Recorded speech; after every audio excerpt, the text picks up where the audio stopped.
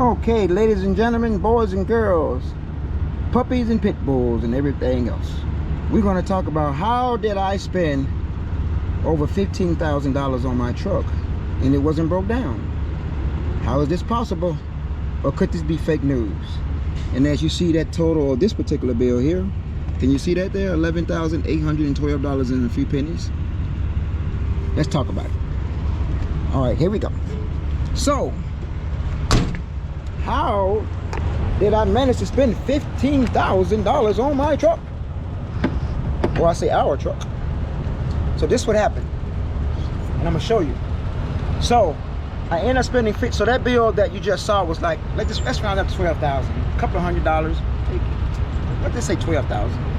So I spent another $3,000 and some change on the parts. So you seeing on that was some parts, but mostly labor and some mostly parts. The biggest amount of that bill, that bill, it was two bills. It was parts that I bought previously, and then I paid for that. So it ended up being over $15,000. So, but the injectors was mostly that. I replaced all the injectors and some other stuff, but we'll get into that. So, and the reason why I decided to make this video is because, especially for those, and congratulations for those who decided to be an owner operator or an IP independent, IC independent contractors, and that's what I am. When I got into the business, I learned, you know, I started off as a company driver, and once I felt pretty good, I went ahead to the owner op lease purchase. And the truck that I have now, which is a 2013 Volvo D13 Volvo on Volvo power, I end up paying $61,000 out the door. So, and I'm over 1 million miles. I've been very blessed, extremely blessed that, you know, it was a great purchase. I was blessed to get this truck with very few issues. The one thing that I did learn the hard way, which I would tell all the new, and then some people, you know, want to get their own authority. I never wanted my own authority. I procrastinate and do other stuff too much to not be on top. I'm not on top of stuff like that. I'm not gonna tell no lie. I'm not.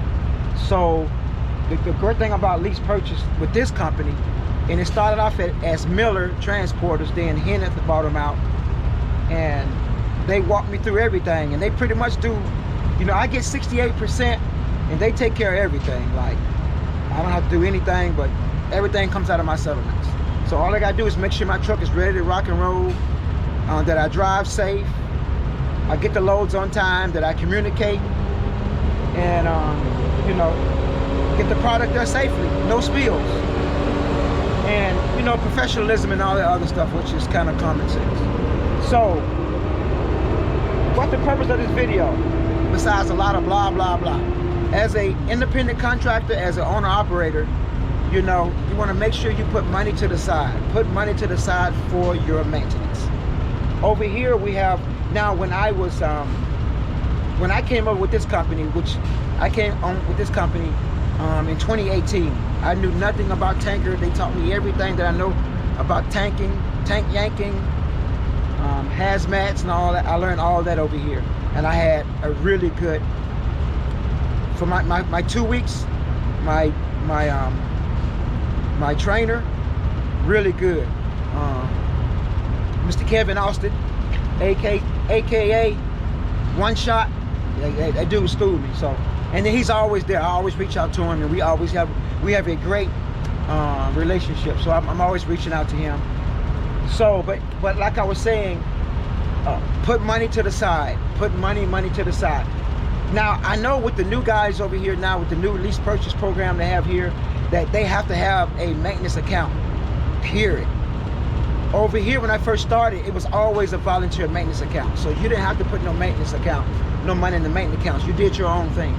But they had what was called a involuntary maintenance account. And they still have it now that I still use.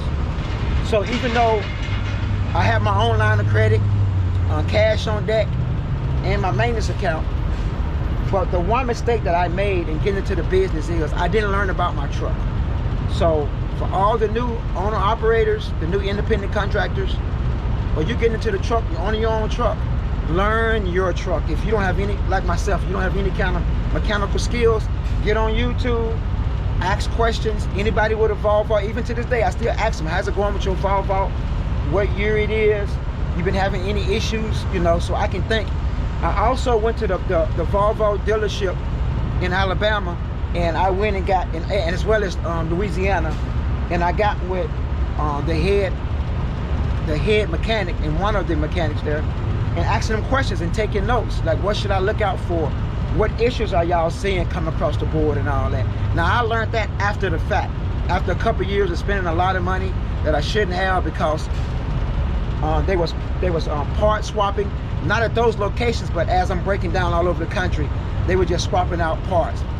I'm having electrical issues. They putting in new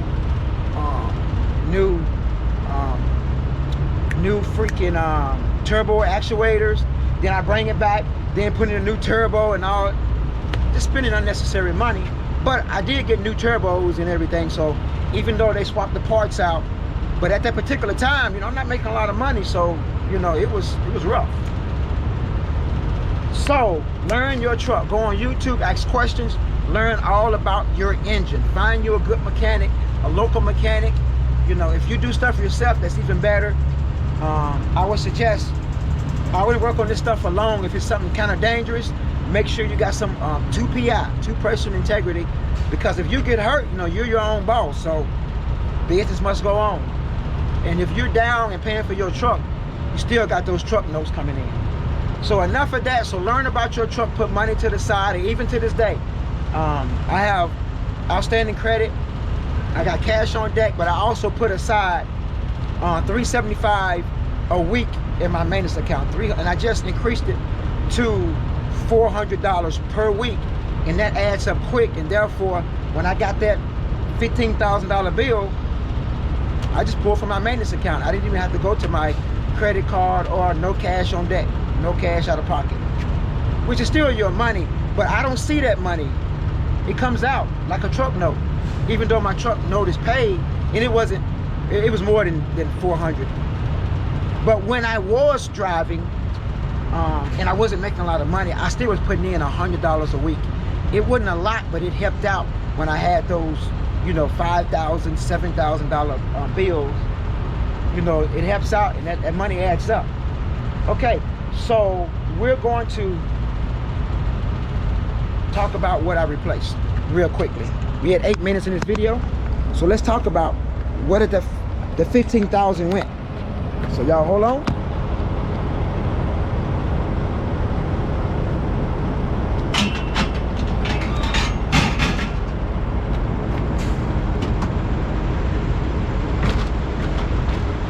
Alrighty, where did the 15,000 go? So I replaced this, the steering box, steering gear, what do you want to call this? This is brand new. Okay.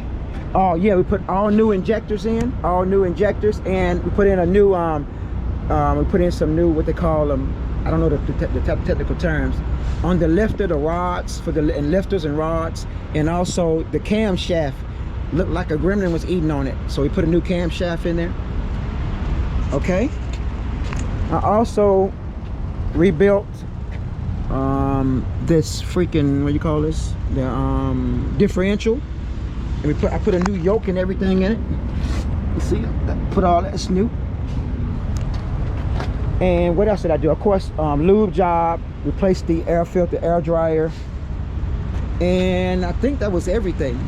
Am I missing something? Let me go check out the spill one more time. If I'm missing something. So we did oil change and all that. Camshaft bearing, rocker arms, blah blah blah. Injector kit.